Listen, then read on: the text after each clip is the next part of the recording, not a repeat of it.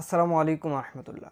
HSC অর্থাৎ উচ্চ মাধ্যমিক পরীক্ষার পরেই আইএইচটিতে যে ডিপার্টমেন্টগুলোতে ডিপ্লোমা করানো হয় সেই ডিপার্টমেন্টগুলোর মধ্য থেকে 3টি ডিপার্টমেন্টে সরাসরি বিএসসি করা যায়। সরাসরি বলতে ডিপ্লোমা না করে এইচএসসি সার্টিফিকেট দিয়ে বিএসসির জন্য ভর্তি হওয়া যায়। আইএইচটি ডিপ্লোমাতে প্রায় 8টি ডিপার্টমেন্ট আছে। এর মধ্যে মাত্র 3টি ডিপার্টমেন্টে বিএসসি করা যাচ্ছে।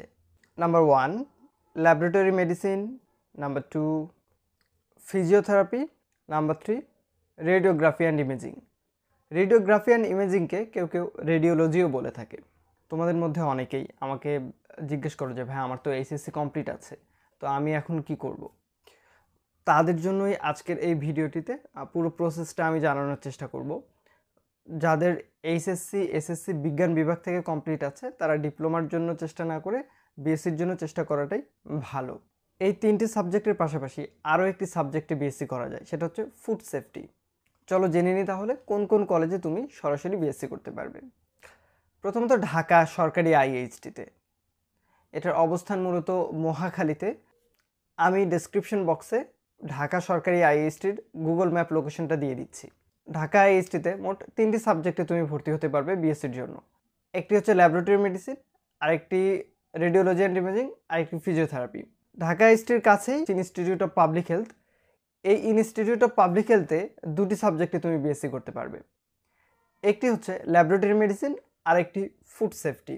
ইনস্টিটিউট অফ পাবলিক হেলথের গুগল ম্যাপ লোকেশনটাও আমি ডেসক্রিপশন বক্সে দিয়ে দিচ্ছি। এর পাশাপাশি ঢাকার বাহিরে রাজশাহী সরকারি আইএইচটিতে 2টি সাবজেক্টে বিএসসি করা যায়। একটি হচ্ছে ল্যাবরেটরি মেডিসিন, আর একটি ফিজিওথেরাপি। এই 4টি সাবজেক্ট এই 3টি কলেজ থেকে বিএসসি করা যায় উচ্চ মাধ্যমিক করার পর। এখানে কিন্তু যারা ডিপ্লোমা পাস করেছে তারাও বিএসসি করতে পারে এবং তার পাশাপাশি উচ্চ মাধ্যমিকের জন্য একটা সিট সংখ্যা নির্ধারণ করা থাকে।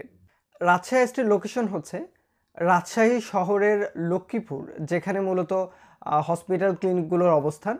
সেই লক্ষ্মীপুর মিন্টু চত্বর থেকে একটুখানি পশ্চিম দিকে ঝাউতলা নামে একটা জায়গা আছে, সেখান থেকে আরেকটি রাস্তা চলে গেছে উত্তর দিকে, সেই রোডটার নাম প্যারামেডিক্যাল রোড। মূলত আইএইচটিকে আগে প্যারামেডিক্যাল নামে ডাকা হইতো। প্যারামেডিক্যাল রোডেই রাজশাহী আইএইচটির অবস্থান।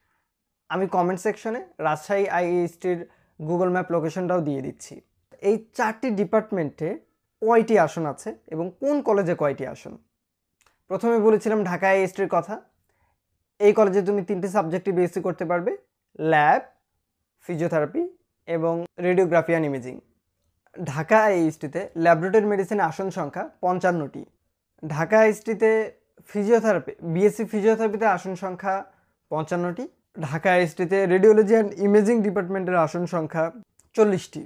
এখানে একটা তথ্য বলে রাখি, সেটা হচ্ছে রেডিওলজি অ্যান্ড ইমেজিং এটা কিন্তু শুধুমাত্র ঢাকা আইএইচটি থেকেই বিএসসি করা যায়। ঢাকা, রাজশাহী বা ইনস্টিটিউট অফ পাবলিক হেলথ বা আইপিএইচ যাকে বলে, এর কোনোটাই কিন্তু রেডিওলজি ডিপার্টমেন্ট নাই। আবার ফুড সেফটি যে ডিপার্টমেন্টটা আছে এটা কিন্তু ঢাকা আইএসটি অথবা রাজশাহী আইএসটিতে নাই, শুধুমাত্র ইনস্টিটিউট অফ পাবলিক হেলথেই আছে। রাজশাহী আইএসটির আসন সংখ্যার দিকে একবার দেখা যাক। রাজশাহী আইএসটিতে ল্যাবরেটরি মেডিসিনের আসন সংখ্যা 30টি। রাজশাহী আইএসটিতে ফিজিওথেরাপির আসন সংখ্যাও 30টি।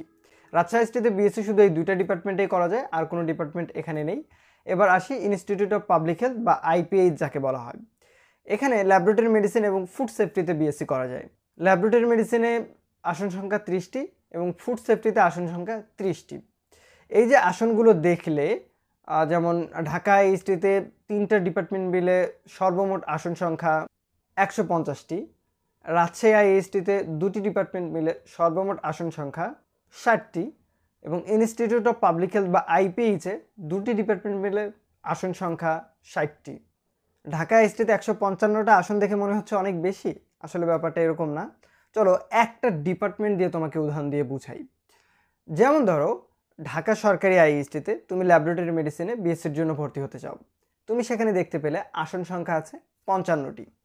এই 55টি আসনকে 3 ভাগে ভাগ করা হয়।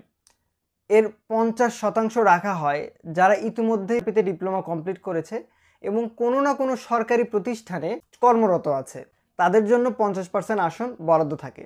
তাহলে একটু ভাবো, 55 থেকে 50% বাদ দাও, কি থাকে? 27টি আসন, মানে 27.5 আসে এখানে। তার মানে 27.5টি আসন শুধুমাত্র যারা সরকারি চাকরিতে ইতিমধ্যেই কর্মরত আছে তারা ভর্তি হতে পারবে এখানে। এরপরে আসে যারা ডিপ্লোমা কমপ্লিট করেছে কিন্তু বেসরকারি চাকরি করে, বা ডিপ্লোমা কমপ্লিট করেছে কোনো কিছু করে না এখন পর্যন্ত, এবং এইচএসসি, এদেরকে আবার 50-50 ভাগ করে দিছে। অর্থাৎ ঢাকা এসটিতে 55টি সিট আছে, এর 50% যাবে অলরেডি যারা সরকারি চাকরি করতেছে তাদের জন্য, আর 25% যাবে বেসরকারি প্রতিষ্ঠানে কর্মরত আছে মাত্র ডিপ্লোমা কমপ্লিট করেছে তাদের জন্য, বাকি 25% যাবে যারা এইচএসসি কমপ্লিট করেছে বিএসসি করতে চাচ্ছে তাদের জন্য। তাহলে 55 সিটের বিপরীতে তুমি এইচএসসি পরীক্ষা দেওয়ার পর কয়টা সিটের জন্য লড়তে হচ্ছে? যদি আমরা 55টি সিটে 25% বের করি তাহলে আসবে 13.75%। এই 13টি সিট যারা এইচএসসি কমপ্লিট করে আসবে শুধুমাত্র তাদের জন্য বরাদ্দ থাকবে। এই 13টা সিটের জন্যই মূলত লড়াই। এবার আসি আবেদনের যোগ্যতাটা কি হবে। তুমি যদি আবেদন করতে চাও তাহলে তোমার ভিতরে কি কি যোগ্যতা থাকতে হবে? প্রথমত, এখানে 3বার পরীক্ষা দেওয়া যায়। অর্থাৎ তুমি যদি 2022 সালে ইন্টারমিডিয়েট কমপ্লিট করো তাহলে তুমি 2022, 2023 এবং 2024 এই 3বার বিএসসি ভর্তি পরীক্ষার জন্য অংশগ্রহণ করতে পারবে। অর্থাৎ উচ্চ মাধ্যমিক পাশ করার পর থেকে 3বার পর্যন্ত ভর্তি পরীক্ষাটা দেওয়া যায়। ল্যাবরেটরি মেডিসিন, ফুড সেফটি অথবা রেডিওলজি অ্যান্ড ইমেজিং, এই 3টা ডিপার্টমেন্টের কোনো একটাতে ভর্তি হতে চাও তাহলে তোমার এসএসসি এবং এইচএসসি মিলিয়ে 6 জিপিএ থাকতে হবে। এসএসসিতে সর্বনিম্ন 2.50 এবং ইন্টারমিডিয়েটের সর্বনিম্ন 2.50 থাকতে হবে। এর নিচে যদি কোনোটাতে থাকে তাহলে তুমি এখানে আবেদন করতে পারবে না। আমি 3টা ডিপার্টমেন্টের কথা বললাম, আর একটা ডিপার্টমেন্ট কিন্তু থেকে গেল, সেটা হচ্ছে ফিজিওথেরাপি। ফিজিওথেরাপির ক্ষেত্রে একটু ভিন্ন নিয়ম। সেটি হচ্ছে তোমার এসএসসি এবং এইচএসসি মিলিয়ে জিপিএ থাকতে হবে 7। এসএসসিতে স্বতন্ত্র 3 পয়েন্ট থাকতে হবে এবং উচ্চ মাধ্যমিকেও স্বতন্ত্র 3 পয়েন্ট থাকতে হবে। কোনোটাতে যদি 3 পয়েন্টের নিচে আসে তাহলে তুমি ফিজিওথেরাপি বিএসসির জন্য আবেদন করতে পারবে না। একটু আগে বলেছিলাম যে 55 সিট কিভাবে ভাগ হচ্ছে, 50%, 25%, 25% এভাবে ভাগ হচ্ছে। তবে কেউ যদি আবেদন করার সময় উচ্চ মাধ্যমিক শিক্ষার্থী ডিপ্লোমা পূরণ করে ফেলে, ডিপ্লোমা শিক্ষার্থী চাকরিজীবী পূরণ করে ফেলে, সরকারি চাকরিজীবীর অপশন পূরণ করে ফেলে, যদি তুমি চান্সও পাও পরবর্তীতে, কিন্তু আর ভর্তি হতে পারবে না। কারণ ভর্তি হওয়ার সময় তুমি মনে করো ডিপ্লোমা কমপ্লিট করেছো, কোথাও চাকরি করো না বা বেসরকারি প্রতিষ্ঠানে চাকরি করো, কিন্তু তুমি ফর্ম পূরণ করার সময় টিক দিয়েছো সরকারি চাকরিজীবীর জায়গায়, তখন তোমার কাগজ চাইবে ভর্তির সময় এবং তুমি তো কাগজ দেখাতে পারবে না, ভর্তি হতে পারবে না। এই ব্যাপারটি স্পষ্টভাবে সার্কুলারে উল্লেখ করে দেওয়া আছে, যাতে পরবর্তীতে কেউ না বলতে পারে যে আমি তো চান্স পেয়েছি, কোনোভাবে কি ভর্তি হওয়া যায়। এই ধরনের চয়েস দিতে ভুল করলে কোনোভাবেই ভর্তি হওয়া যায় না, যার কারণে খুবই সতর্কতার সঙ্গে চয়েস দিতে হবে। শুধু এই ক্ষেত্রেই না, কেউ যদি কোঠাধারী না হয়ে, যেমন মুক্তিযোদ্ধা কোঠা বা অন্য কোনো কোঠা, উপজাতি কোঠা, এ ধরনের কোনো কোঠাধারী না হয় এবং কোটায় টিক চিহ্ন দিয়ে ফেলে, তাহলেও কিন্তু পরবর্তীতে ভর্তি হতে পারবে না। পরীক্ষা কেন্দ্রগুলো কোথায় হবে? পরীক্ষা কেন্দ্র ঢাকা এসটি নির্ধারণ করবে কোথায় কোথায় পরীক্ষা হবে। যখন আবেদন করবে অ্যাডমিট কার্ড দেবে, সেই অ্যাডমিট কার্ডে স্পষ্ট করে লেখা থাকবে পরীক্ষার কেন্দ্রটা কোথায় হবে। তবে ঢাকা সরকারি আইএইচটিতেই পরীক্ষাটা হয়। ভর্তি পরীক্ষার হবার মোটামুটি 100 ঘন্টার মধ্যে ভর্তি পরীক্ষার ফলাফল দিয়ে দেয়। তবে এই ফলাফল নির্ধারণের ক্ষেত্রে কিছু বিষয় আছে। মোট 200 মার্কের ভিত্তিতে ভর্তি পরীক্ষার ফলাফল নির্ধারণ করা হয়। 100 মার্ক তোমার যে এমসিকিউ পরীক্ষাটা হবে তার উপর ভিত্তি করে, আর বাকি 100 মার্ক তোমার এসএসসি এবং এইচএসসির ফলাফলের উপর ভিত্তি করে। যেমন ধরো তুমি এসএসসিতে পেয়েছো জিপিএ 5, এই 5-এর সঙ্গে 8 গুণন দিতে হবে। তুমি যদি 4.50 পাও বা 4 পয়েন্ট পাও, এর সঙ্গেও 8 গুণন দিতে হবে। 8 গুণন দিয়ে যত আসবে সেটা একটা রেজাল্ট। যেমন তুমি যদি জিপিএ 5 পাও এবং 8 গুণন দাও তাহলে 5×8 40, 100-র মধ্যে 40 হলো, বাদ বাকি আরও 60 থাকলো। তোমার এইচএসসির রেজাল্ট যা হবে সেটার সঙ্গে গুণন দিতে হবে 12। যেমন 5 গুণন 12, জিপিএ 5 যদি আসে তোমার এইচএসসিতে তাহলে 12 গুণন দাও, তাহলে কত আসে? 60। তাহলে এসএসসিতে তোমার থাকলো 40 এবং ইন্টারে তোমার থাকলো 60, এই 100 মার্ক। তোমার রেজাল্ট যদি কম হয় তাহলে সেই হিসেবে গুণন করে বের করে নিবা, সেটা হবে তোমার এসএসসি এবং এইচএসসির জিপিএ থেকে প্রাপ্ত নাম্বার, এবং এমসিকিউ থেকে তুমি যা পাবে দুইটা একত্রিত করেই তোমার চান্স হলো কি হলো না এর ফলাফলটা নির্ধারণ করা হবে। ভর্তি পরীক্ষার জন্য আবেদনটা কখন করতে হয়? এটা মূলত তোমার যখন ইন্টারমিডিয়েটের রেজাল্ট দিবে যারা আগে ইন্টারমিডিয়েট পরীক্ষায় পাশ করছো, অপেক্ষা করতেছো, তারা খেয়াল করবা বর্তমান ইন্টারমিডিয়েটের রেজাল্ট কবে হয়।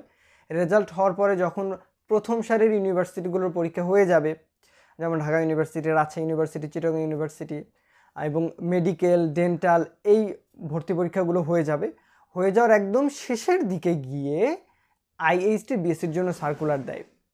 একটু আমাদের পেজ, ইউটিউব চ্যানেলগুলোতে খেয়াল করলেই তোমরা দেখতে পাবে, আমাদের হোয়াটসঅ্যাপ গ্রুপে খেয়াল করলেও দেখতে পাবে যে সার্কুলার দিয়েছে কখন।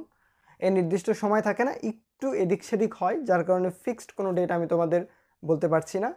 কি কি সাবজেক্ট পড়ে তুমি প্রস্তুতি নিবা? তুমি যেহেতু উচ্চ মাধ্যমিক থেকে এখানে ভর্তি পরীক্ষা দিতে আসবে, এর জন্য তোমাকে পড়তে হবে সায়েন্সের যে সাবজেক্টগুলো, যেমন পদার্থ, রসায়ন, জীববিজ্ঞান, এর পাশাপাশি ইংরেজি এবং সাধারণ জ্ঞান। এই মোট 5টি সাবজেক্টের উপরে 100 মার্কের পরীক্ষা হবে। প্রত্যেকটা সাবজেক্টে কিন্তু আলাদা আলাদাভাবে পাশ করার প্রয়োজন নেই। সর্বমোট তুমি 100-র মধ্যে কত পাচ্ছ সেটাই মূলত তোমার রেজাল্ট নির্ধারণ করবে।